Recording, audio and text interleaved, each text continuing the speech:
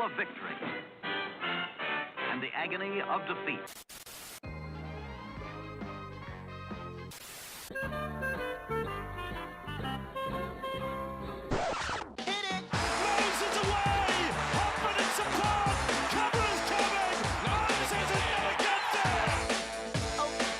Madison, great ball around the corner, Penasini, he beats them all! Junior Polar out wide, bumped away from Trindle, Sharks coming through, none of them can hold him! Hello and welcome back to another episode of the Tip Sheet Podcast. As always, I'm your host John, also known as 4020, and joining me to do a round 3 instant reaction is my good mate Sixties. Big fella, Eels going down for their third straight loss, but finally there are signs of life for the Parramatta Eels. John, I don't know if you can hear me, but I'm not getting you. Yeah, I got you in there, mate. Sorry, I just beautiful. undid the global mute there. So yeah, we're live and finally signs of life for the Parramatta Eels, mate. We go down to our third straight defeat, but as I was saying to some mates in the post game, the heartbreak is a reminder that finally there was a bit of ticker out there.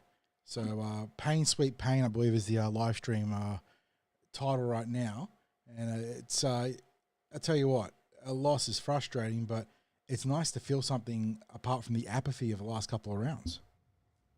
Yes, mate.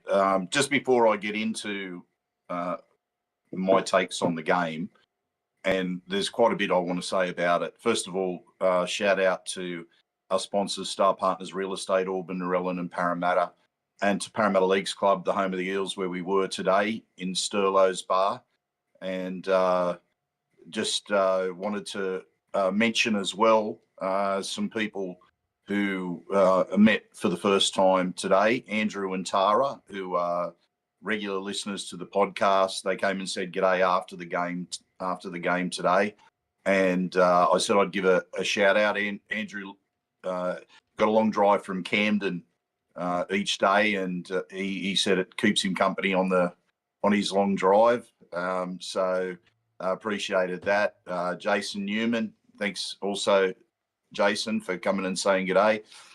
And also want to give a shout out to our good mate Len, who, has been doing it tough for a while now, health-wise. And Len made it to the game today.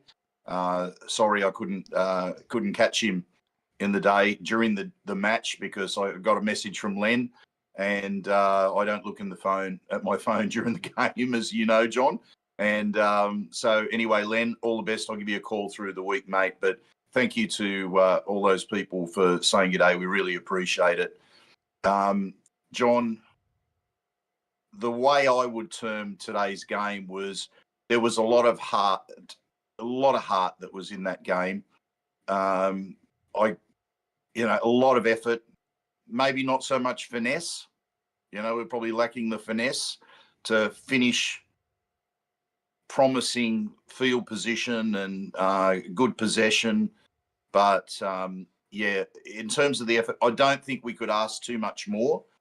There are obviously a couple of moments that the Eels would love to have back, namely that first try to Saluka Fafita, which I thought Williams and Hopgood would probably, for differing reasons, be very unhappy about. Williams' first up contact, and then Hopgood was too busy remonstrating referee from the marker position or not getting the marker. And then I think the other one was Jordan Sanrami having back-to-back rookie moments, made a great run, lost the ball, and then didn't trust Dean Hawkins. So, it was a return to the fundamentals we were asking for, wasn't it, 60s? And yes, there were some mistakes, and yes, there was obviously a lack of finesse and outright game-breaking ability. Like, we just didn't have anyone we could turn to in those final 20 minutes. But absolutely, finally signs of life on fundamental stuff and something that you can build on. And if they did that last week, 60s, they run away with the game against West Tigers. Oh, look, if they played with that same level of commitment against the Tigers, that game's a different contest. Now, that might seem crazy with a scoreline that ended up like 32-6. And we're still not scoring the points that we should, but the Tigers were there to be taken the week before. They were atrocious in that first, 25 minutes or so. But very much so, it was a case of we finally saw it today. And a couple of moments that I thought exemplified that. John, I'm not sure if you're aware, but I don't have your picture. No, my camera's doing camera things. Yeah, sorry.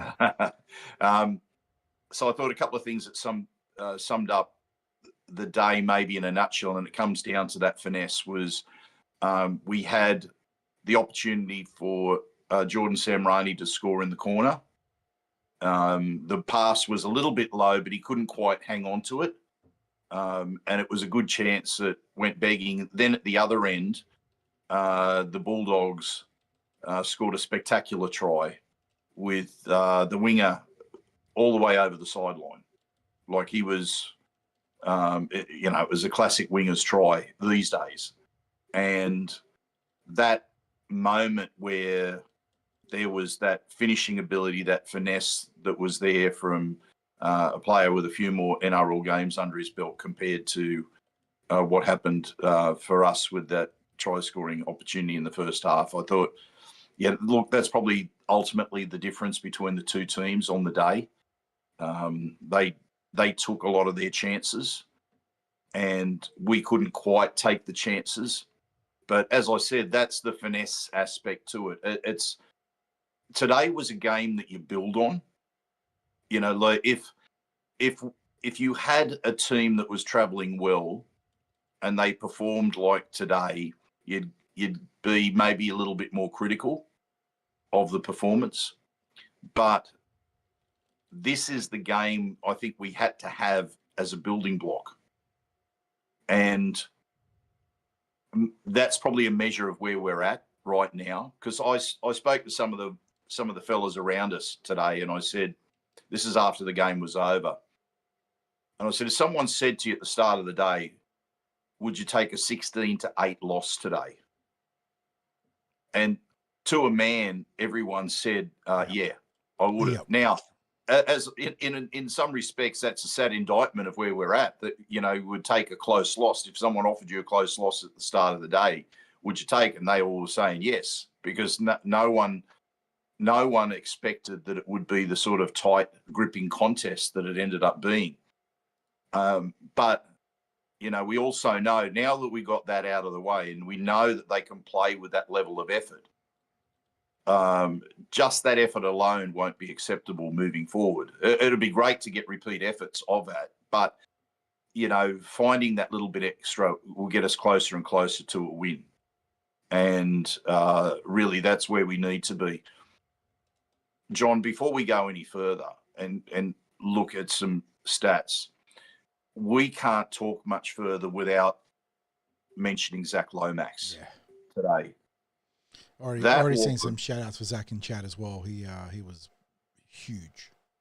Oh, absolutely. And I'm glad you mentioned that there's already some shout-outs from our audience there. And please, everyone that's watching, listening, if you wouldn't mind dropping in your comments, John will keep track of that. I don't get to see those. I don't get to see those comments from my end or any questions from my end. But John will see those, and he'll point out anything that he feels that we can address. But Zack Lomax, you're looking at like 291 run meters, and I'll tell you what that doesn't show up.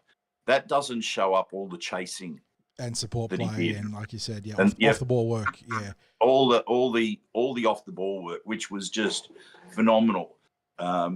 He was absolutely spent towards the end of the game, and that's understandable. If I was to me, it's a no-brainer in terms of the best on field for the Eels. So we can. This week we're going to go to our 3-2-1s. We haven't done that in the first 2 weeks because it was pointless going a 3-2-1. But we can go a 3-2-1, and let's just declare it now that it's Zack Lomax by the length of the straight, because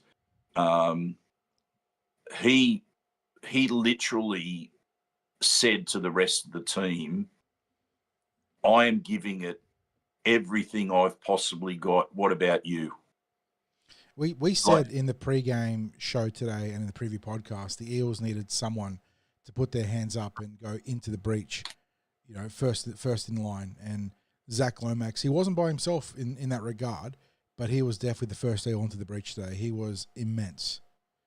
Yeah, he absolutely was. I mean, it's strange to be looking at something that's the 3 losses in a row, and that's the harsh reality of what a loss today means. It's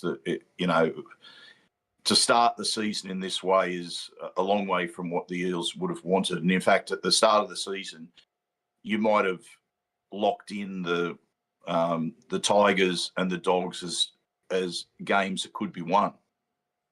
Before we saw, the sort of form that the Eels were going to bring into the season and before we lost Mitch Moses to injury. But it was a contest that actually gives us some level of hope that maybe a lot of supporters didn't have before this game.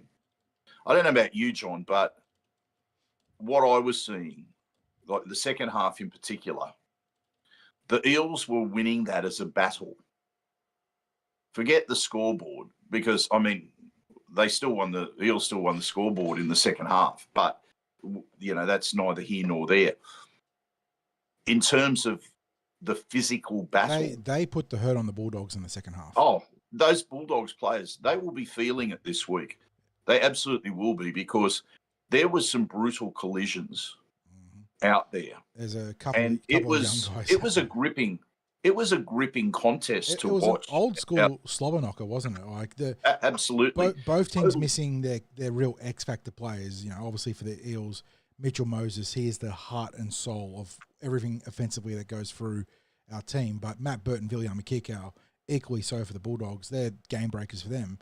Two teams undermanned in key areas just went old school. Like it wasn't pretty. It wasn't, great entertainment in the modern sense, but it was pulsating stuff really, because you just had two forward packs and backlines. Like the backs were just yeeting themselves at each other. Like it was big shot and big shot. I thought Riley Smith was outstanding in that regard. 60s in the second half. The amount of doubles and kick pressures he put on the defense was awesome. Jermaine Hopgood, I thought, actually had a bit of sting in some of his hits as well after that opening try. It felt like he actually sort of had an epiphany there and tried to make up for it. Sam Tuivasa, the big man, I thought he had a bit of sting in his hits too. So a lot of young guys. And you know what? One player I do want to shout out that is, and deservedly so, has been during the ire of fans, but I thought that Junior Barlow put his hand up today. It wasn't an incredible game. 13 carries, 105 metres. One of the more productive forwards, though, for the Parramatta Eels, given how much work the backline did. But he actually had a bit of sting in his defence. He had a bit of line speed, tried to shoot up and make a difference. And he actually had a nice contribution to the Will Penasini try. So it's far from his best, but like the team, it was actually signs of life, something that we can maybe say, okay, we can work with this. Yeah, absolutely. I couldn't tell what the talk was like out there, but you knew that it had to have been better, because the defensive line was functioning. I thought the line speed was pretty good all game. I don't know, apart from some of the attack, I think that'll come. If you get this foundation of the defense right, then yeah, absolutely. The Bulldogs are the blueprint for this, aren't they? If you can lock up your defense and create the week-on-week efforts there that will let you be competitive, there'll be games where you won't score a lot of points, don't get me wrong. But once you get Mitchell Moses back and once you get Isaiah Iongi, and look, we'll talk about Dylan Brown shortly, but if you can get something resembling anything near Dylan's normal play, then the points will come. Oh, yeah. Look, where I was crazy wrong was I thought it was going to be a high-scoring game. Yeah, we both went in the 40s total points today. I thought it could have gone. I thought it could have gone over 50. In your tip, you did have points. Yeah, exactly. But and the rationale was easy. The Eels had hemorrhaged an average of 34 points across those first two games, and there'd been nothing that we'd seen which would have indicated that we were going to plug that up today. But what we saw out there today, and albeit without the Dogs, without a couple of strike weapons, and equally the Eels without our major strike weapon in Mitch Moses and our other strike weapon, a shadow of himself at the moment in Dylan. No doubt about that. His confidence levels are obviously so far down. And look, that aspect, there's still a lot of pile onto Dylan for his form. You cannot believe that he would want to play like that at the moment. That is now the picture of a player playing without confidence. But I guess where I was happier with Dylan today was I thought he made an effort, a much stronger effort in defence. Oh, no doubt defensively he was much closer to normal there. But offensively, we saw one nice contribution, I think, with the Josh Adokar try, where I thought he actually, was a nice straightening point of attack. But in that last 20 minutes when the Eels were clearly searching for a difference maker, and bearing in mind that Zack Lomax was, nearly 300 metres deep on his work rate there, so you couldn't just toss it to Zack Lomax and say, hey, run 50 metres. Dylan didn't offer any kind of spark, and I can understand why fans are frustrated. Part of me wants to plea for patience in the macro picture of this year, just because we know that Mitchell Moses elevates every aspect of this team. But another part of me understands why people are lashing out because of the whole context of the deal with Newcastle. And it's not even about signing elsewhere. It's about signing elsewhere and then letting it impact your game to the degree it has. So, yeah, there's reasons to be frustrated, but it's not an easy fix, though. That's probably what I'm getting at here, 60s, is you can't just go, Dylan, figure it out. He's going to have to do some soul searching. Yeah. Look, as I said, finesse was lacking, and there was also some key moments that we let ourselves down. Like we were punished a number of times early on in that first half with those errors you talked about. Jordan Samrani got double punished for the drop ball. It was such a great run too. That's the most frustrating part for the young man. He made a great 30-metre run and then just got, I think it was Josh Curran, got in from behind and managed to squirrel that ball free. And then, we were actually, if you go back and see the tape 60s, we were man-to-man in that defensive structure too. He just, he checked inside onto Dean Hawkins' guy, just a sign of inexperience and a lack of just familiarity with that right edge structure. And they were actually 4-on-4 from half out to half back rower, centre and winger. So they'll do the tape review on that one. It'll be a very quick one saying, you got it wrong. Trust Dino. He had his guy there. But again, it's a rookie moment. You forgive those. Like, yes, it's frustrating, and yes, it certainly made a difference on the scoreboard in a game where we lost by 8. But if you're really going to be frustrated, it was the opening try that was the killer. Jack Williams completely, just bouncing off of Daniel Saluka-Fafita, and then Jermaine Hopgood being out of position from dummy half marker, and then just such a soft try. And in a game where I know there was a penalty at the end off I thought that Escort was nothing, by the way. I thought that Crichton ran into Gideon pretty much, but in a game where the goal kickers only added one goal, it was that one from in front. So that was a critical one there. So certainly not a flawless game by any measure, 60s, but a much improved one. And I don't know, in terms of other players outside of Zack Lomax that you want to highlight, because there is plenty of talking points at this one, both from rookies and established players maybe putting their hands up a bit more this week. Let's look at the inclusions this week. I thought Dean Hawkins had a very solid game at halfback. Good kicking game, yeah. Good kicking game. Good composure in a couple of key moments.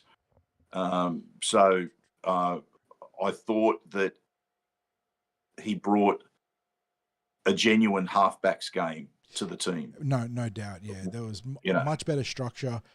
Obviously, we still don't have the same spark in attack with Mitchell Moses. But bearing in mind, too, Dean's first game in that role. So I think you'll see better attacking cohesiveness week on week as we build back towards a Mitchell Moses return. But really happy with what I saw there. And I suppose, in a way, it puts a bit of pressure on Dylan now, because if Hawkins can be a solid 7 and Dylan can't recapture his best, then you start opening the door to a conversation about other factors in that 6 jersey. But right now I'm willing to give them a couple of weeks to iron things out and hopefully get Dylan in a better headspace. Yeah, absolutely. But you're right. When you've got players that put up their hand and perform well, it creates options for the coach. And every team in the NRL performs better when they know that there's a little bit of pressure on their positions. And we've seen the New South Wales Cup team win their second game of the season today. So they've only played 2 games, so they've won both of those. Didn't make it comfortable at the end, but they got there. Yes. It coincided with my arrival over there at the ground. Monster. That comeback. So you know the impact that I can bring at times. Because we've been over there at the club with our podcast, so we can't comment on the New South Wales Cup until we had a look at the tape. But yeah, I went back and caught some of the sort of the highlights on the rebroadcast of the live stream, and Joash Papawi had an electric game as well. So another big game from young Joash there, doing everything. That was a bit of feedback I got from the fellas who saw the entire game as well. Bailey Simonson didn't finish the game 60s, but no need to panic because I believe that was intentional. That was the plan. He was only going to play 30 minutes or so, and I believe he got through the entire first half. With Alfred Smalley coming in from the interchange. So from what I could tell, I think Saxon Pryke had one of his better games in Cup, which was great to see. I've been waiting for a bit of a breakout game from Saxon in Reggie's, and maybe this could be the case. And then I'm not really... Ronald Volkman showed a bit of composure at the end 60s. Really nice field goal and some good kicking to just stimmy the bleeding at the end. So some good signs from from Cup, and they go 2-0 on the season. So really nice stuff. Yes, yeah. There's while ever they keep performing as well, that adds that little bit of selection pressure, gives the coach some options. We need Jason Riles to have options. Now he's shown us that if he's not happy with a performance, that he's prepared to make changes.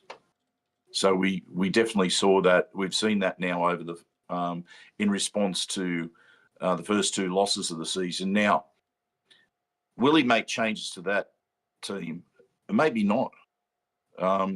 Because the other inclusion was Josh Addo-Carr. He had that mistake early, which led to that first try. Not quite sure how that ball came out. It was that a case of being tangled up? And I think it was a case of getting tangled up and just he had his hands in an awkward position. I don't think there was anything untoward there, and if we challenged, would have lost. And mind you, we did have a dud challenge later, but I don't think it. I'm just trying to think. I don't think it cost us in the context of any calls later in the game that we would have had it go away. So yeah, he didn't really get any opportunities outside of the try that he scored. No, but geez, he was a hype man, and you could see that he was trying to bring the energy for the team every time something happened. So it was good. Well, I thought apart from a wild pass later in the game, Will Penasini had one of his better games, and I thought it was no coincidence playing inside of Josh Addo-Carr. So I thought he was quite composed today, and really the Bulldogs did overread on the ball going out to Josh Addo-Carr when Will scored. Yeah. It was, like the opening was there because they were worried about that pass going out. So, I guess his presence was just as important for that. The Bulldogs fans there didn't let up. There was plenty of vocal jeering and whatnot.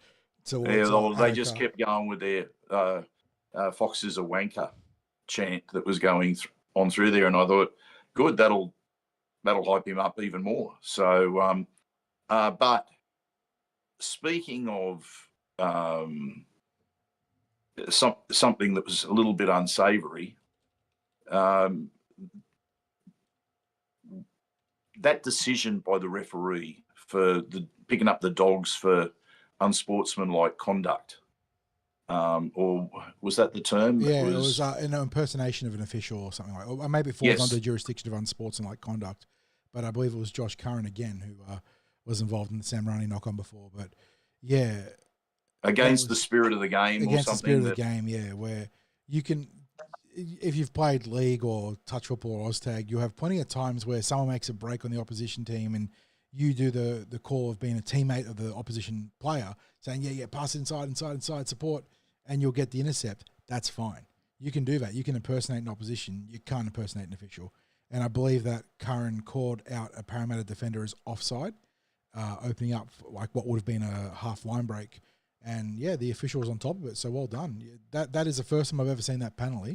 So obviously, jot down that date, round 3, 2025 Eels Bulldogs for your rugby league trivia, because at some point it's going to come up in those little tests about in what game was there a penalty for impersonating an official or against the spirit of the game. I was almost going to get you to play that You Cannot Be Serious as a lead into that, your little stinger. Do we have any You Cannot Be Serious moments from the game, John? Oh, I do have the one. Look, it was superfluous to the actual ending result of the game because the Dogs were inside our attacking 30 or so with a minute left. So, yeah, we would have had a chance to throw a Hail Mary. But Stephen Crichton, I mean, you can't be serious, but you do get an Oscar running into Gideon Katonga. And look, I don't think Gideon helped himself. He may have leaned slightly into it. But Crichton ran, centre alignment on that right shoulder to get the penalty, and that put the game well and truly beyond doubt. That's unusual of Stephen Crichton to do that. And it leads me to a pet bugbear of mine about why the clock runs when there is a penalty goal in the final 10 minutes when it's otherwise stopped. Like, the clock stops every other time in the game except for 90 seconds for a penalty a try conversion and then for a penalty goal. Just make the boys play 80 minutes. Yeah. Now, what about, I think it was Sean Lane put on report for a hip drop? That was another one that puzzled me. I couldn't see that there was a hip. I looked at all the replays. I know some people arguing that he came in and slid down. It looked like a tackle, 60s. And then, Stephen Crichton was fine literally 10 seconds after once he got the penalty. And look, he's not alone in this. There are Eels, there are players across all clubs that do it. But that wasn't a penalty. And did they get a try on the back of that? So I scored off the I have it in my head that they got a try on the back of that. Now, I could be wrong. Maybe. It might just be that it's gone into my list of grievances from the game. Let me see the play here. But I just had a feeling it might have been a significant call. Did that happen in the lead up to their first try? Was that how they got downfield? That was in lead up to their second try.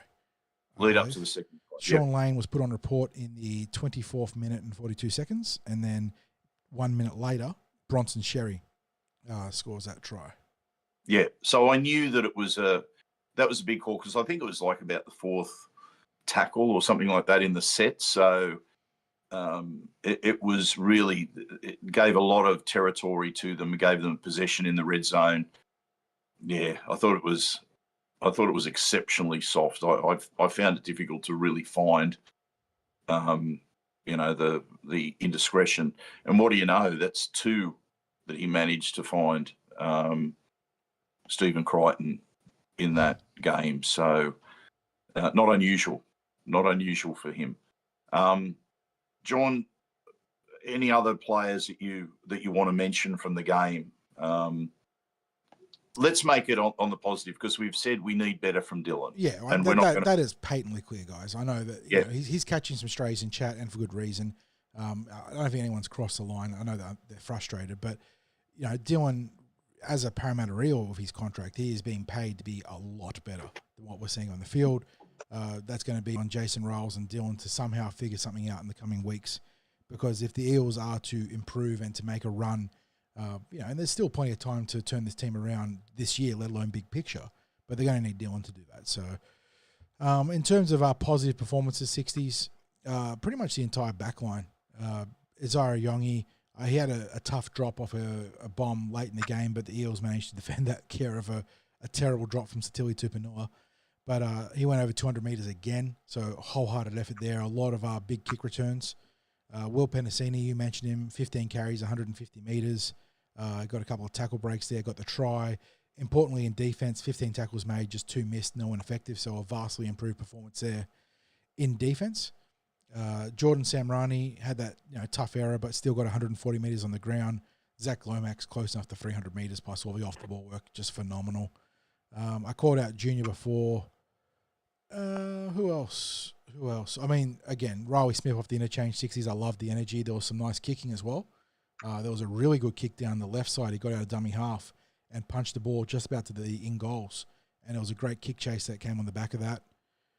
Sam Tuivasa in defense, he wasn't hugely productive in meters, but 14 tackles, 1 miss. I thought there was a lot of venom in his hits too.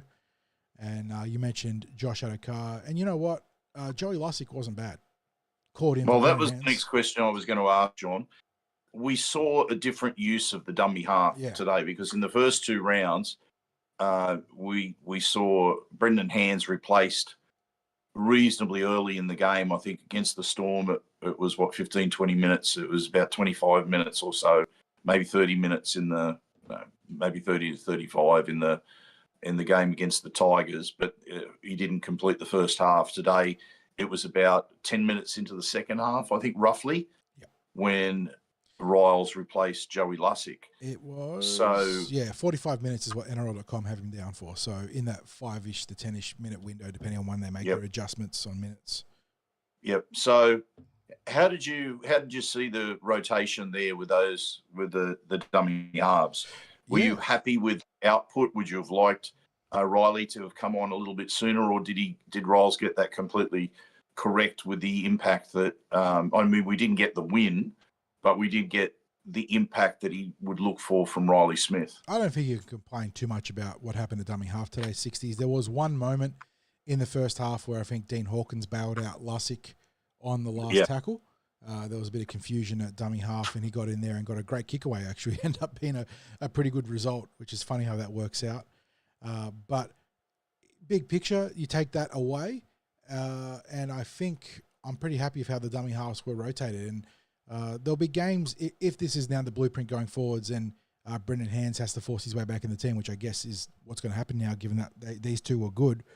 I think there'll be some games where you probably want to get Riley Smith into the fray in the first half if it's really up tempo, and there's sort of opportunities in the ruck for an attacking half or dummy half to get in there or maintain that intensity in defense. But that sort of fairly equal time split looked pretty good today against a very physical Bulldogs team, so I liked it. Yeah, John, they got to back this up, don't they? Like, they can't. This is imperative now. Yeah, and absolutely. As I said, once they've set this standard in terms of effort, you have to build from this. It's no good just the exact same effort next week. You want them. They have to build on it. They have to build on it. You got a caution in chat from Rachel, who was saying you got to be careful. You're not meant to hype up Riley Smith, mate. You put the markers on him. Yeah, correct. Well, I'm leaving that to you. And look, you can't overlook Riley's efforts. The off the ball work, putting pressure on the kickers, the defensive hustle, even just he got a great penalty out of dummy half, picking off offside markers. You don't see that too often from the Parramatta Eels. So it was great to have a bit of vision there from dummy half. He was really sharp, good kicking game too. A kick sort of gets to what I was going to talk about now is you spoke about building on the 60s. And we've got Manly next week at 4 Pines, who are absolutely dusting up the Raiders right now. By the way, what's the current score? I only saw the half-time score. 40 to 10 with a minute or so left on the clock, I think. The Raiders just scored their second try, Hudson Young going over.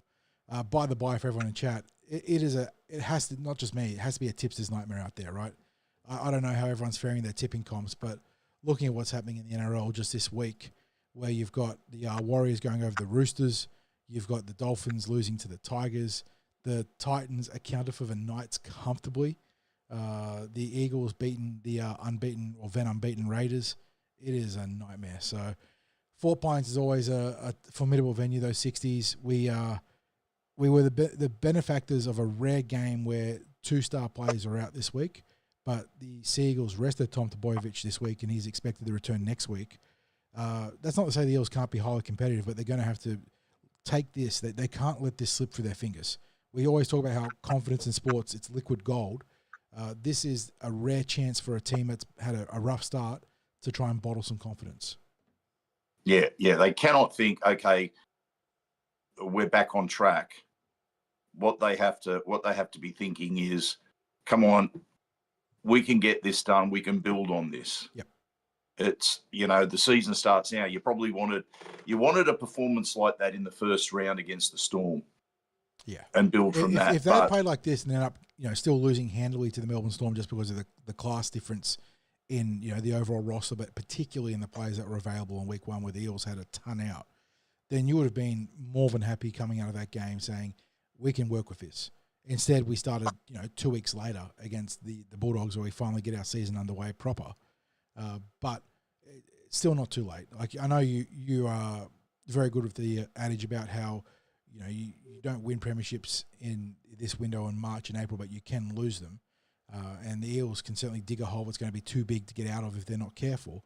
But there is still a lot of time to turn the ship around. And signs today with, the Eels actually putting some vitals on the monitors and, showing some steel and defense and showing a bit of heart and hustle.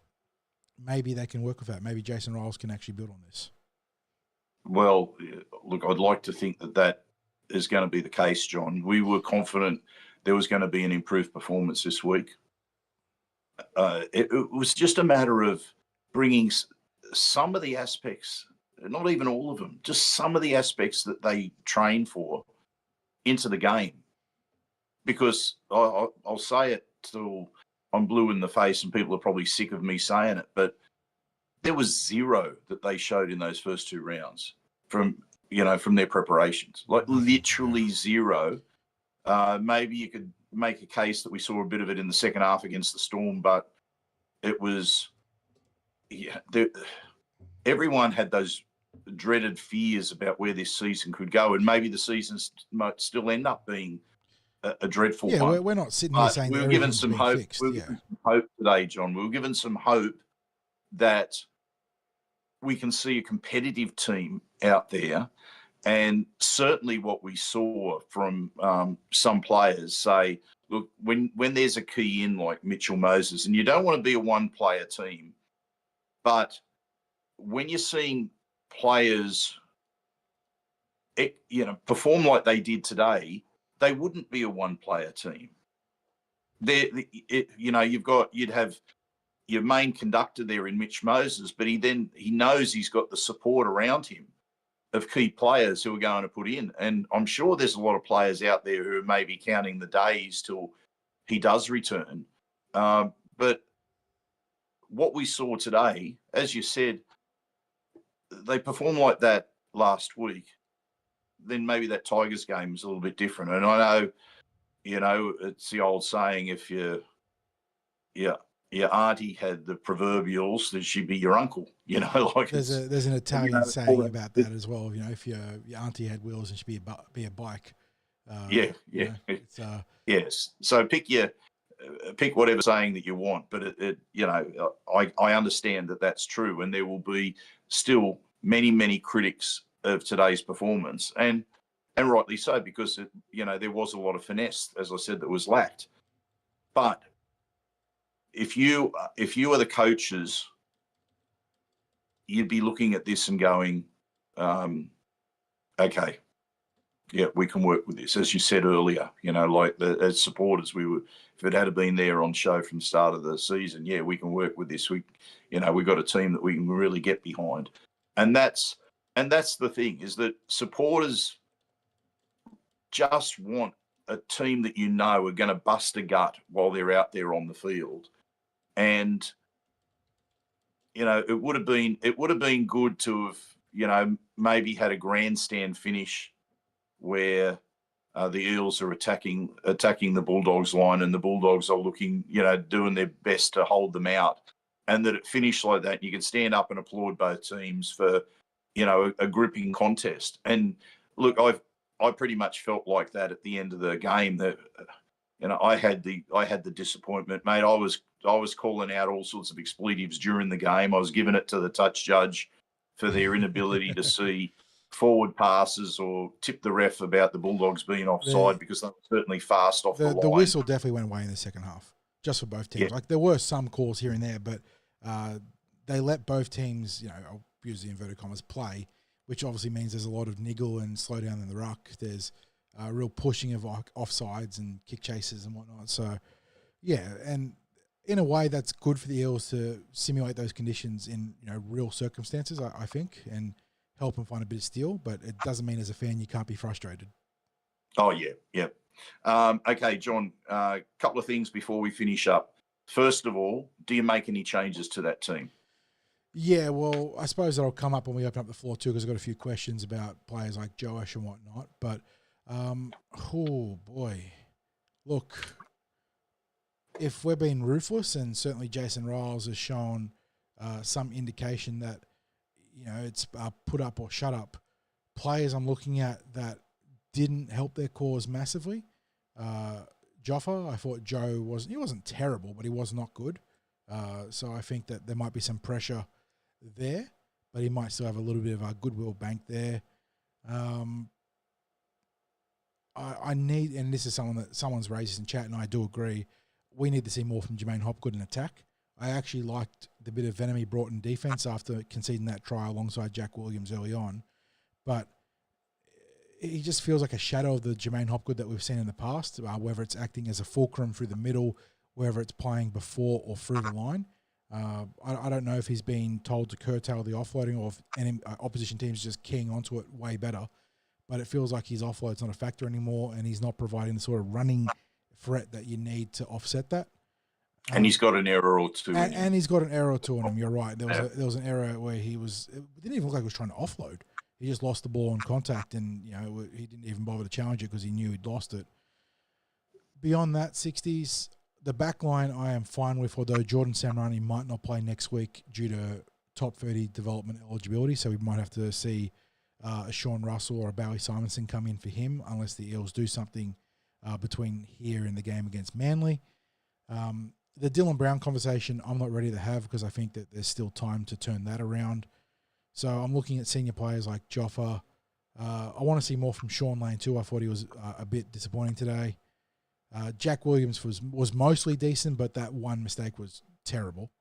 But he's not at risk of being dropped. So probably those players I mentioned there. And you look at the interchange, that was Riley, Sam, Matt Dury, and what happened with the reshuffle there? Gideon started, and then Joffa went back. So yeah. So that's it there. Yeah. Except for Joffa, I like the interchange. I know people are trying to find a way to get Joash into the team, and I think that excuse me, I need some quick water. I think there is merit to that conversation, 60s, and that might be something that we address in the coming weeks if he continues to carve up New South Wales Cup. But right now, I don't think you can make wholesale change. I think you need to ration it out sort of game by game, fortnight by fortnight, month by month. And when you look at what Riles has done, it is ultra aggressive already, 60s. Like he has not held back on changes. So it's he is not scared to make changes, but you can't just make change. So I think that you do need to give some of these senior players a chance to prove themselves, and that's going to be you got to imagine, as critical as fans are right now, that there's been some very blunt and honest conversations out of Kellyville. Like I don't think Riles and the new staff are holding back. They're not trying to massage egos here. They know what the goal is for this team, and it's either get on board or get out. So people have a chance to get on board here. I think the question around Joash comes down to the question around the dummy half position. So Riles is obviously looking at getting that right at the moment. There must be something that he hasn't seen, that he's wanted to see but hasn't seen from Brendan Hands to you don't just get dropped from starter to Reggie's like that. Exactly. So. No. And at the same time, he's brought Joey Lussick in the third week to play more minutes than Riley Smith, who was getting the majority of minutes when paired with Brendan Hands. And yeah, the first week that he makes the decision around Brendan Hands, his replacement plays longer minutes.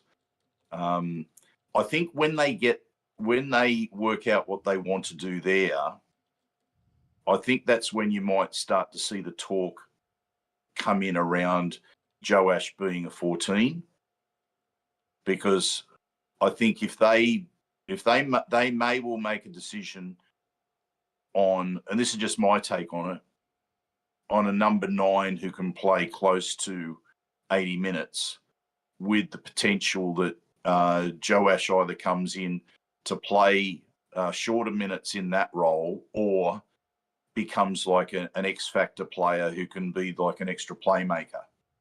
And he definitely offers the strike there. And I guess the only other question would come, which would be around whether they would consider using Joe Ash in the halves, just straight out in this early period of time. Like if for example, they decided, look, Dylan, mate, you're just going to have to get your form in New South Wales Cup, whether he becomes part of the conversation, Joe Ash, that is. Now, the toughest thing about that is you're bringing in an inexperienced player in an already inexperienced team, and he has a lot of positive qualities. The best case scenario for him would be that he would come in, if they were to use him in the halves, that he would come in when Mitch Moses returns, so that he doesn't have that level of pressure on him. And of course, the other thing that it does is you're breaking up. I mean, these are combinations that should be better, or at least they're combinations that they need to build on right now. Because as you pointed out before, you had the error that happened in defence with Jordan Samrani, where he didn't trust Dean Hawkins on the inside to do his defensive job. That's just game reps for an inexperienced right edge. It's game reps, and it's also game reps beside another player. Yep. Yeah, just building combinations that have not been absolutely because combinations aren't just there in attack. The combinations are there in defence. You know what the bloke, if you've got complete trust, if you know the bloke next to you, you've got trust in the bloke next to you, you know what the role that both of you have to play is under different scenarios. You know, like in this situation you do this, in this situation you do that. So, that he fell out of the system there. Like the entire team fell out of the system the weeks before, right? He fell out of the system momentarily there. And that's how much it can cost. Like people don't, sometimes, as I said, sometimes it's the entire team where, and it mightn't even be the defensive system, it's just the entire team can fall out of the system.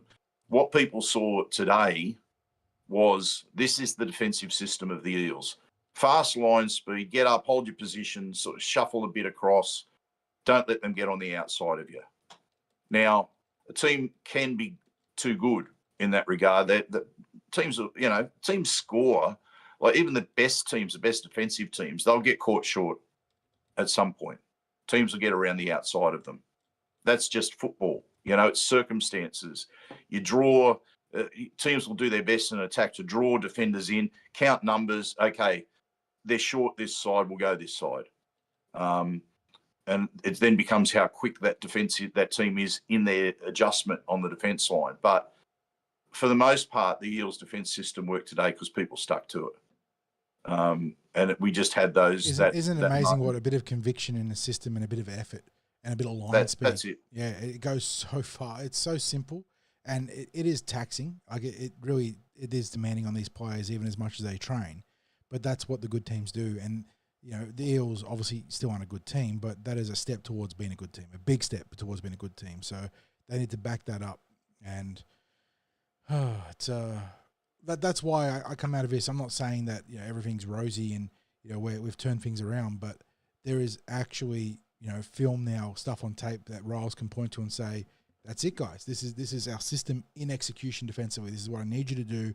This is where it went wrong for the tries to Saluka Fafita and to Bronson Sherry in particular, because the Blake Wilson try, I thought that was just excellent football from the Bulldogs as much as anything else. That was just a stellar try, worked from the left to right with a finish where the winger was 95% outside the field of play. Oh, mate, if not for the fact that teams scoring against your team, you stand and you applaud a try like that. Yeah, exactly. It's a highlight, like a season highlight reel try. It's great. Yeah, but yeah, well, defensively, it's not great. It's not great. It hurts, mate. It hurts. Look, But let's be honest. but- A Bulldogs try is never great, but Yeah. if you're taking off the blue and gold hat and put on the neutral hat, then you can certainly appreciate the outstanding play there. But yeah, defensively, that was by orders of magnitude so much better than what we'd seen, and they go a long way towards shutting out the Tigers last week with that sort of defensive resolve. And now Manly, who they are among the most volatile teams in the NRL 60s. Like you talk about Parramatta's issues week to week, and the problem with Parramatta is that we sort of like go from where's my camera from like here to here. Manly go from like here to here, and they got so much volatility.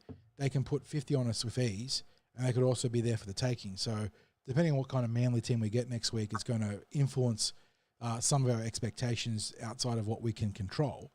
But I've got a fair idea what team's going to turn up, given it's at Manly. a place where I'd say we traditionally have struggled, but we beat them back when Josh Hodgson scored that long-range try, didn't we? If I'm not mistaken. Was that 2023? It was 2023, wasn't it? Yeah. Let's try and pull up that game now. I'm having a moment here. No, we lost that game. No. I know we won there when Jake Arthur, I think, had to fill in. You're right for Mitchell Moses, yeah. For Mitch Moses, and I know he set up a try with a cutout pass. He and Will Penasini had a good game down that right edge. Hey, let's get close to wrapping things up. Let's go with your 3-2-1. I mean, anyone that's not putting Zack Lomax as their 3-pointer or even a 6-pointer based on what we saw today, and that's not disrespect to other efforts, but just how Herculean Zack was today. You'd probably get him assessed on all 5 senses. I don't know how taste and touch come into it when it comes to watching the game from the stands or in the TV, but you'd still get him tested, because Lomax, that was a phenomenal individual effort that just ticked off pretty much every box you want, from production, from involvement, from off the ball work, from leadership. That is why you went out and signed someone like Zack Lomax. And the fact that he can do it in an effort like that, where the Eels are still so far from the best, does bode well for the future. So a very big reason to be excited about that. Picking the 2-1 after that, it's a bit more difficult because there were a number of good efforts. Look, I'll go Isaiah Yongi for the 2, and I will go just because he came in, he scored a try and was the hype man. I'll give Adokar a bit of a complimentary 1 there, and that could have gone a few different ways. Because, like I said earlier in the podcast, I thought Junior was vastly improved. Will Penasini, I thought, was good down the left. And Dean Hawkins did a good job running the show. So there are other guys very much in the mix there. And the rookie, Riley Smith, who I thought was very good. So there were a number of guys that 1 point could have gone to, but I'll give it to the Fox just for being the hype man. Okay. You've gone all backs. I have to go with Zack Lomax for the 3, and it's, I don't need to have that conversation any further. The eye test matches the stats, and it was just a phenomenal effort. The 2 points is a relatively tough call. Mm-hmm. I'm probably leaning towards Junior in that regard. I thought it was a much improved effort from Junior. Exactly. Yeah. Obviously you want your star prop putting out 150 meters and making 30 tackles and looking flash, but just from a leader standpoint, he actually got into the trenches today. He ran hard from the opening sets, and defensively, there were a couple of times where he didn't make the tackle 60s, like he was harpooning out, but you could see him driving the runner back towards the teeth of the defense and giving line speed. So really happy for what I saw from Junior, but he needs to make it a week-on-week thing now. Yeah, and the 1 point, I'm sure there is forwards that deserve it, but I think there was more of a collective effort with the forwards today. Like, I had to find Junior for the 2 points because given the battle of attrition that happened in the middle, it doesn't happen without the forwards lifting. And I thought the forwards did lift. But if we're talking individual performances, then it probably has to go to Yongi at the back for the 1 point. We still haven't unleashed him. That is, I suppose, both frustrating and the exciting part is that given what we've spoken about with Dylan and the instability in the halves and no Mitchell Moses, we have not come close to seeing the best of Isaiah yet. So very positive signs there. Well, I'll tell you what the hardest thing is, John, is that one of the things that was evident during the pre-season was that he was going to make a significant impact. And his combination in scrimmages with Dylan Brown looks nothing like what we're seeing in the matches. And again, it comes back to Dylan, and it comes back to what I've said all along, which is that the decision that he made, I believe, is not a decision that is sitting well with him. It's not a matter, I don't believe it's a matter of him checking out with Parramatta and not trying. I really think that it is sitting so uncomfortably with him. And don't get me wrong, it was his call. It was his call to take the money. But the thing is, he had to take that. And we're as devastated as anyone else that he's taken that money. And I'll call out that, you know, his form, if you had the options, you'd play him in New South Wales Cup at the moment until he gets... If Mitchell Moses was here and he had the same issues with his form and with his headspace, then I think there is a very legitimate conversation to be had about Dean Hawkins or Ronald Volkman being able to partner Mitchell Moses and doing the job. So, yeah. But the reality is that we haven't got a full deck of cards right now. And we're missing the trump card in Mitchell Moses. So yeah, and we're missing we're missing the bloke who is genuinely the second trump card. And I know there are people who are, you know, of the belief that we've never had that from Dylan. Well, no, we have that. You only have to have a look at his highlight reel. You only have to think about it is very easy to get lost in the breed. grass being green on the other side in that regard, and, you know, Dylan not realising his potential. Dylan's been the best defensive half in the NRL since he came in. And then you look at, like you said, you look at the highlight reels and the big moment plays, he's had plenty of them. It's just that the way he plays in a classical 5'8" role, it sort of allows Mitchell Moses to be the dominant half, clearly, and that really sticks inside people's minds. And Dylan's never going to be a primary on-ball playmaker, and that's a whole other mess now for Newcastle to figure out, don't get me wrong. But I don't think fans should be diminishing his career as an Eel in the past as opposed to genuinely criticising his play right now just because they're frustrated with the present. And it's fine to be frustrated with the present. Just, you know, measure your criticism in that regard. Yeah, like it's not one that deserves to be personal. Because the kid's not going out there going, I'm going to tank this. No, he'd never. You know, like, but I'm sure that there are people there that are thinking, look, he's just checked out. He doesn't want to be there anymore. I as I said to you, I honestly believe in his heart of hearts that he just didn't want to make the decision that he still had to make. He had to make that decision. Like, to have not made that decision would have been crazy. Like, it would have been absolutely insane because it spoke for itself. It is the biggest deal in rugby league history. And how do you go with not that? No, and I don't really want to spend any more time talking about Dylan. I just want to, in terms of Dylan Sixers, again, this is not an excuse because like all players, you're holding to a high standard, but it is easy to forget that while we as fans, obviously derived from fanatics, we are super passionate about this game and want to see success every week. And a lot of players play the game for love and for joy, but at the end of the day, it is a job, Craig.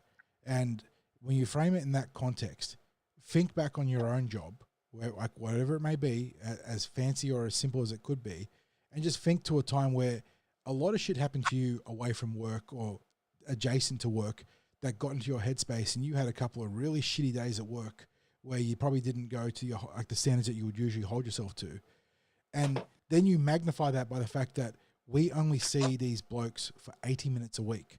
So when they screw up, when they mess up, when they have a shit day at work, it looks that much worse. And again, doesn't excuse Dylan's lack of form, but it does give you some context to how it sort of translates across the average Joe or Jane and how we work. So, yes, it is way more frustrating as a fan because we are so invested in this product and seeing the Parramatta Eels successful. But when someone has a shit day at your job, you sort of write it off and say, yeah, whatever, something's going on. When a football has a shit day, you've got thousands of people piling on because we all want to see that big win. So, a bit of context there to Dylan's struggles, maybe. Yeah, but we're also at the same time saying that point of accountability is getting closer. Oh yeah, and that is absolutely a big part of this conversation. Is that there will be a reckoning if Dylan can't turn it around. So we'll look. Jason Riles is certainly not afraid to make a change. So yeah, John, let's wrap things up with a couple of other results. We'll run through a quick set of questions too. We've got a few. Oh, okay. Well, so, do you want to do the results first?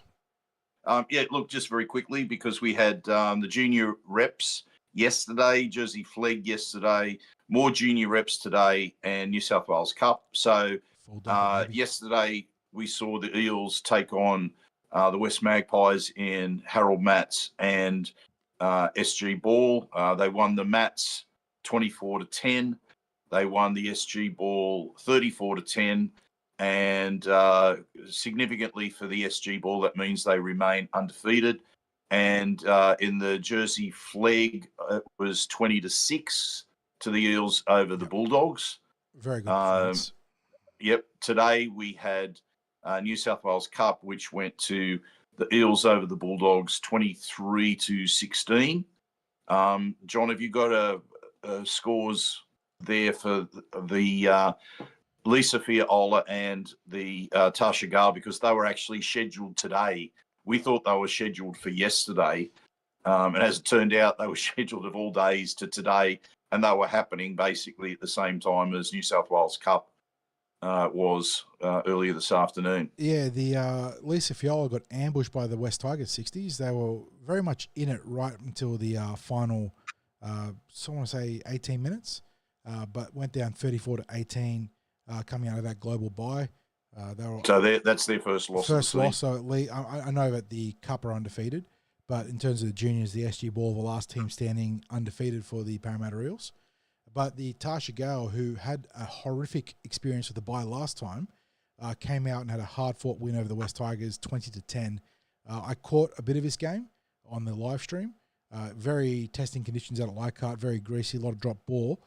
But the Eels managed to dig their heels in, and I think that from what I saw, Tess McWilliams had a pretty big game in the front row, so some nice plays there, and the Eels get back into the winner's circle in an important one for the finals 60. So I think that lifted them above the Tigers. It does, yeah. It was one of those two-win swings, sort of. So a good one there for the Parramatta Eels. Okay, so the questions, mate. Yeah. Going through some of it, sort of stuff we've already touched on in terms of in-game performances or analysis, but we had sort of similar questions from Joel and Josh in terms of that Joash Papali future or outlook, asking whether he should be playing 6 now, and Josh sort of relaying it as almost like a free option for the Eels in the New South Wales Cup to move him into the halves. Is that something you see, 60s? We spoke about it last week, I feel like. But it's certainly, it depends on what the big picture outlook for Josh is, in terms of being a fullback of 14 or a half. So what are your thoughts, mate? Okay, well, I think you pretty much nailed it there. If whatever the Eels' plan is, it has to be worked on in New South Wales Cup, in my opinion. So if they're looking at Joash potentially being a 14, he probably has to spend a bit of time at dummy half in New South Wales Cup or in the halves. I don't think he can just be playing specifically at fullback. And obviously, if the plan is to bring him in the halves, well, they have to make a similar call there. They have to give him time in the halves.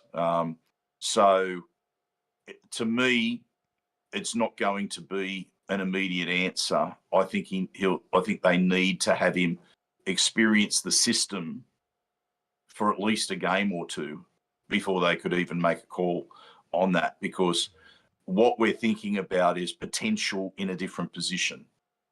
We're not seeing it from the perspective of performances in that position. So, there's an element of guesswork from our perspective at the moment. Would he work there? Yeah, possibly. Do you want to try it as an experiment in the NRL, or do you want to, give it a couple of weeks in New South Wales Cup? Well, I'd be giving it a couple of weeks in New South Wales Cup and see, is that possible? We just a quick shout out. We got some watchers across Hobart and New Zealand as well. So thanks to everyone tuning in, both in Australia and internationally. That's very cool. What else we got here? We did. We were voted very highly in the Australian lab. Absolutely legitimate awards. No one looked into them whatsoever. Yes, they're up on the mantelpiece and will never be contested. Some more thoughts about Dylan in line with what we said.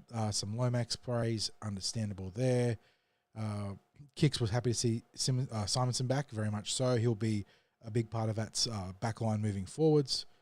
I think he'll play a full game in Cup next week would be the plan available for NRL selection. Josh gives us some feedback from the Cup saying that Saxon Pryke was good, which was in line with what I sort of saw and heard in the bits and pieces I got. And like I said to you, Six, he's been waiting for a bit of a breakout game from Saxon in Cup. And he scored one try for grubber kick and nearly scored another at the end too. So good to see him making some moves there in senior football. Joash at 6. Rachel showing some love for Josh Adokar being a great value as a bargain buy. And I agree. He definitely was a difference maker out there. Michael Formosa, good to see you there, Michael. He was upset about the Sean Lane hip drop call. Yep. I thought that one was very, very, very poor from the officials. Yeah, good to see Michael and his son today as well. Yep, Should have mentioned caught him up in Jacks. Yep. Great to see. What else we got here? There was some people asking about the statuses of Bryce Cartwright and Ryan Madison. Nothing untoward there, 60s. Bryce was banged up from the round 2, but first game of the season for the Cup last week. And Maddo, I believe that Jason Rolls was on record late in the week saying that he's got a bit of a back issue right now. So named inside that team was Tuesday, but maybe a reflection of Parramatta's healthy playing stocks right now. Wiremu was suspended, Cardi banged up, Maddo banged up. So look, I'm not sitting here telling you that those guys are sweet with the coach and going to walk into the NRL team, because clearly they've got some work to do. But don't go like looking for shadows right now. I think that Occam's razor says that they're injured, and they're injured. So they'll be part of the Cup lineup moving forwards in the coming weeks, and they're going to have to prove themselves, get back into this NRL team. Yeah. I think probably Cardi's the one who's like he's injured this week, but prior to that, he just wasn't selected. So that's just a straight out. They obviously want to see more from him before he'll be considered for selection, and that's just a form and performance question for him to address. Scott asked what's the latest on Mitchell Moses, because the club did say a round 7 date is the targeted return. I did see a tweet from Adam Hawes, who has obviously been on the tip sheet before, big Parramatta fan and great media presence. He interviewed Mitch at the Directors Club, which is the western side Combank Experience 60s, and so was looking at the improvement for the Eels today, and was talking to Mitchell Moses, saying that this guy could help Moses out of the moon boot and sounding positive. So Adam Hall is obviously having a chat there to Moses. I'm not. When's the buy? When's the buy? The Parramatta Eels. Let's pull up Parra Eels quickly. So Manly next week, obviously. Then we go the Dragons to Combank, the Raiders at Darwin, the Tigers round 7 at Combank, which is an away game at home. Then the round 8 bye. So interesting little window there. You know what?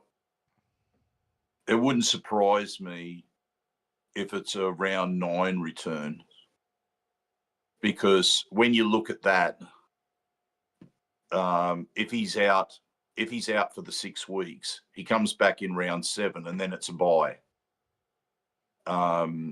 If he's not quite right, it would make sense for them to go through to round 7. you know which team he would return against? Like, we always talk about the insanity of rugby league or sports scripting. Last year, who did he return against for the big win? 60s? The Sharks. Yeah, guess who we got in round 9? Well, they might be saying that, they might be thinking that the same themselves. Like we always think, big players. We always complain about players coming back, not Mitchell Moses twice in a row, please. But I believe that Jason Riles also reported that Mitch ran this week, which, just to temper expectations there, running in a straight line versus running, explosively and running through contact, there are vastly different measures of health, but it is a good sign for sure. So hopefully Mitch can trend in a positive direction, because there is no doubt he elevates his team massively. What else we got? I'd hope he comes back before the bye, but I just think if the best outcome was him coming back the week before the bye, as in, he's definitely on track, and this is the game that he's going to make it back for. You'd think for the long-term prospects, if he misses one extra game but gets 2 extra weeks to work on his rehab, and to be, fully confident that it's had even just a little bit more time to heal, then maybe that's the best outcome. I don't know. I mean, that'd be, if I'm the coach, I'm probably leaning in that direction. Now, and I guess the toughest thing is, do you want to start the season with 7 losses? Because there's a prospect of that. I mean, we're already at 3. Tough ass. Dragons and Tigers are winnable. Canberra in Darwin is just a complete wild card. Who knows what happens there? So there are games there you can win. Even Manly are beatable 60s, but it's going to take a bit of luck. A few more questions before we round things out with the final comments. Josh has a request. He wants to ask for a pod where we can discuss the SG Ball squad and their plans in the future in terms of development and progress of the NRL. I would imagine they're 60s. I don't know if it's an outright pod, but we can integrate it into the news pod and have a bit of discussion around what the outlook there is for the 19s. Well, maybe what we can do is make that part, like this week we did a dedicated Junior Reps podcast because we had the chat with Steve Georgalis. Do another split previous podcast. Do another split. Yeah. So that would probably fall on the Friday, I believe, then. So, and then Josh has another question. Do you think with Bailey back, Lomax switches between centre and wing? That is a good question. Maybe. I think defensively it's in a way to protect Jordan Samrani from exposure to the high ball, given how volatile that can be with those belly strikers and the wobblers. But, yeah, I don't know. I think there's definitely some thought to it there.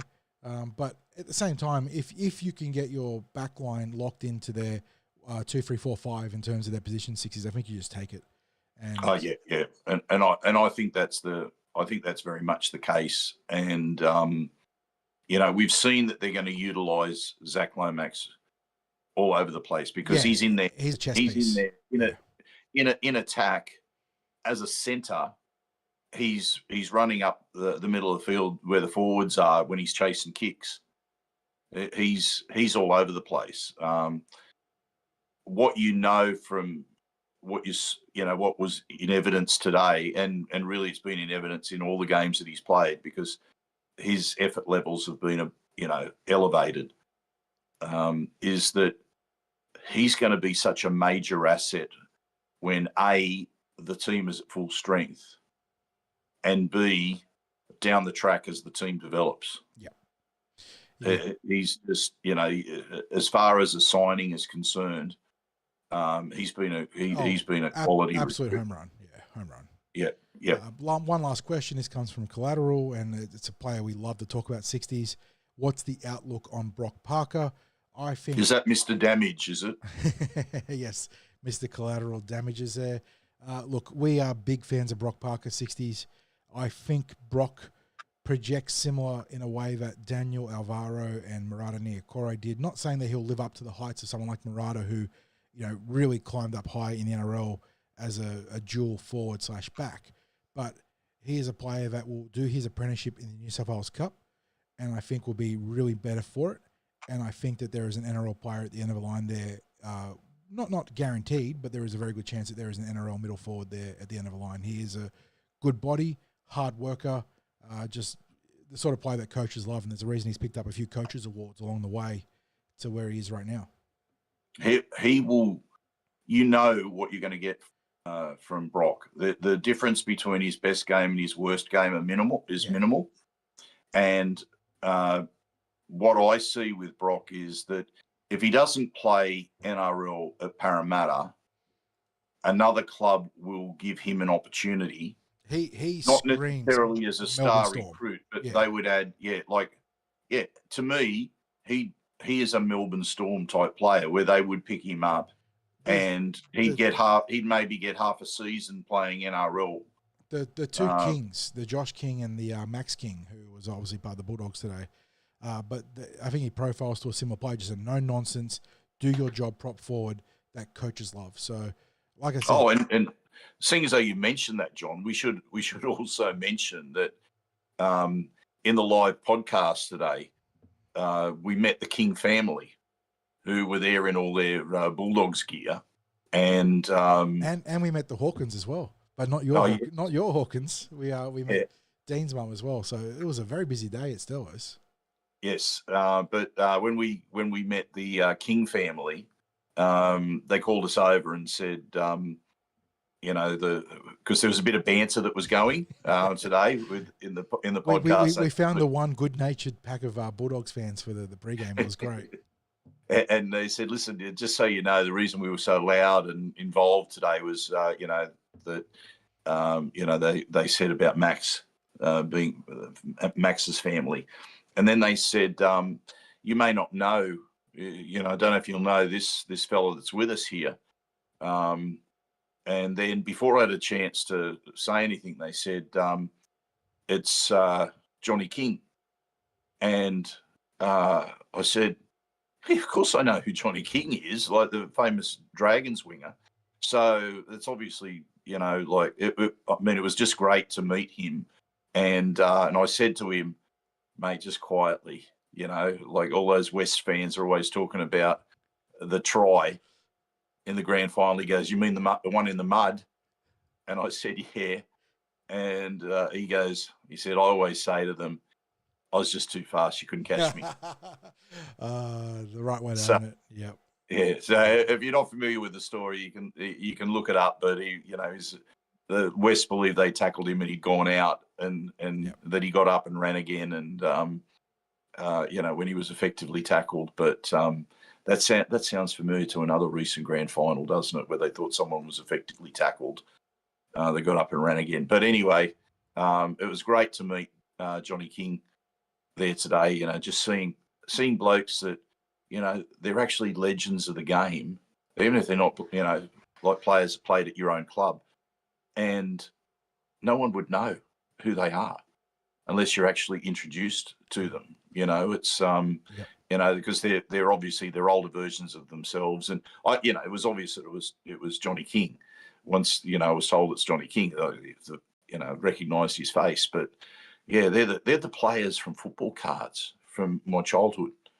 Blokes like that, blokes that stories are written about. So anyway, just thought we'd mention being able to meet Johnny down there today, which was very, very interesting. So, mate, that just about brings us then to the end of this podcast. We've gone a little bit longer than we would normally plan for an instant reaction. Great tangents, and a bit of a broad scope discussion and some fantastic questions. So keeping us on our toes, keeping the runtime ticking up to an hour 18. But massive thanks to everyone turning out in chat. The live responses are fantastic, and it's great to have a conversation with everyone there, whether it's win or lose. And we'll get to the wins. They will come. But especially a loss like today where the Eels actually stood up and showed something. So great to have everyone on board there. Sixties, I'll let you do all the sign-offs because we've got a few people to thank, plus your usual slogan, which is actually it's relevant today. It's good to have it back on in good form. Yeah, I'm waiting to drop the usual Twitter exclamation when we have a win. I won't do that on YouTube. It wouldn't go down well on YouTube, but I'm waiting to get back into it on Twitter. So yeah, look, thanks to everyone especially for being here for the duration of this live podcast. We have gone a bit longer than we normally would. So thank you to everyone for listening. John, thank you. Thank you to Star Partners Real Estate, Auburn, Narellan and Parramatta for their continued support. Thank you to Para Leagues, the home of the Eels, having us there in Sterlo's bar there at the club for live appearances and supporting us with the junior rugby league coverage and also our podcast. We really do appreciate that. And John, as I always say, go you mighty Eels.